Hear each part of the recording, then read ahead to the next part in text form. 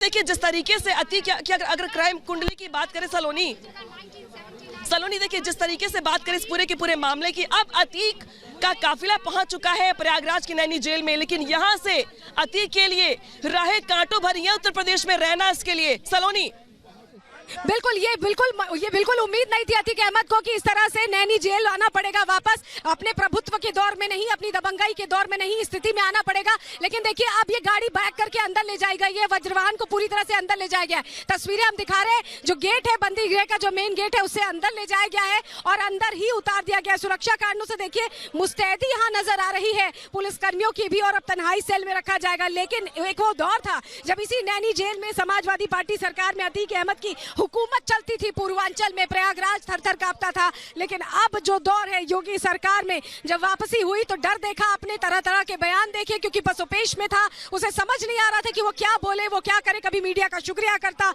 कभी कहता कि कंधा बनाकर कोर्ट को मुझे लाया जा रहा है, मुझे मारने की साजिश है। वो समझ ही नहीं पाया कि कैसे वो वापस अब आया है प्रयागराज। ये वही प्रयागराज है जहां जब जन्म हुआ था, तो ये वही प्रयागराज है, लेकिन अब इसकी तस्वीर जो है वो बदल चुकी है। सलोनी जो तस्वीर आप दिखा रही हैं, क्योंकि अब यहां पर अतीक का वो जनता दरबार नहीं लगेगा जिस तरह से पहले लगता था, या वो किडनैप कर उन व्यापारियों को यहां पर लाकर मारपीट कर उस तरह से डरा धमका नहीं पाएगा जिस तरह से पहले कर लिया करता था। लेकिन अनामिका सिंह एक कल का मामला, लेकिन साथ ही साथ 24 फरवरी का, जिसका अभी तक सबको इंतजार है कि कहां है शाइस्ता परवीन और साथ ही साथ कहां है वो असद और उसके और जो तमाम गुर्गे हैं। क्या लगता है कि जब अतीक से पूछताछ होगी तो ये तमाम चीजें भी सामने निकल कर आएंगी कि वो कहां छिपे हुए हैं?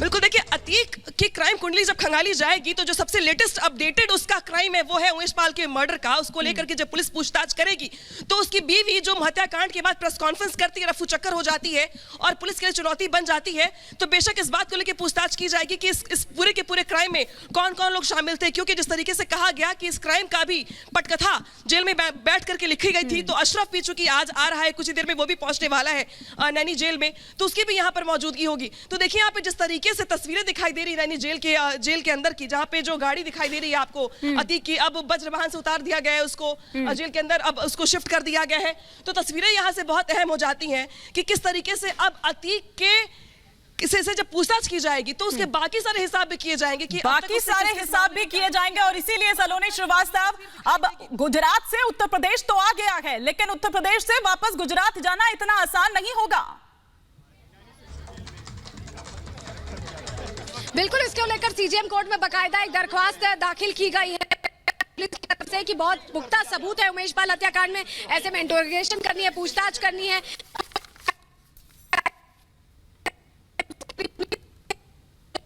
सलोनी, आपकी आवाज हम तक ठीक तरीके से नहीं पहुंच रही है। बाबा का राज है यहाँ पर भी, लेकिन तस्वीरें हम लगातार यहां पर दिखा रहे हैं कि नैनी जेल के बाहर किस तरह से बैरिकेडिंग और सुरक्षा जो हम यहां पर आपको दिखा रहे हैं। हमारी सहयोगी अनामिका सिंह हम देख पा रहे हैं इस वक्त जाहिर तौर पर आगे बढ़ती हुई और तमाम वो रिपोर्ट हम तक पहुंचाती हुई। सबसे पहले वो तस्वीर, सबसे पहले वो रिपोर्ट आपने रिपब्लिक भारत के जरिए देखी। नैनी जेल की ये तस्वीर हम इस वक्त आपको यहां पर दिखा रहे हैं, जहां पर अब से कुछ ही मिनटों पहले वही अतीक अहमद, जिसकी कभी तूती यहां पर, मानी जिस तरीके से तस्वीरें यहाँ पर नजर आ रही हैं ये काफी अहम हो जाती है, क्योंकि अब जो वज्रवाहन मेन गेट के बिल्कुल पास में खड़ा था, जिससे किनारे लगा करके गाड़ी को अतीक को उतारा गया, जेल में रखा गया, तो अब वो देखिए मेन गेट बंद कर दिया है। जो बख्तरबंद गाड़ी थी वो भी साइड कर दी गई है। जो पुलिस वाले भी ड्यूटी पर तैनात है, भारी संख्या पुलिस की दिखाई दे रही है आपको नैनी जेल के आसपास। ये वही नैनी जेल है जहां से बैठ करके अतीक अपने साम्राज्य को आगे बढ़ाता था, लेकिन ये वही नैनी जेल है जो उसके लिए अब कैद है। वाकई में ये कैदी की तरह आया है। और कल जिस तरीके से कोर्ट में पेशी है 11 बजे की, यहाँ पर भी दांव पेच खेलने का प्रयास किया गया अतीक की ओर से। पहले कहा गया कि वीडियो कॉन्फ्रेंसिंग के जरिए प्रेजेंस होगी, लेकिन कोर्ट की ओर से कहा गया कि नहीं, ये प्रावधान में नहीं है। बिल्कुल, मैं लौटूंगी आपके पास।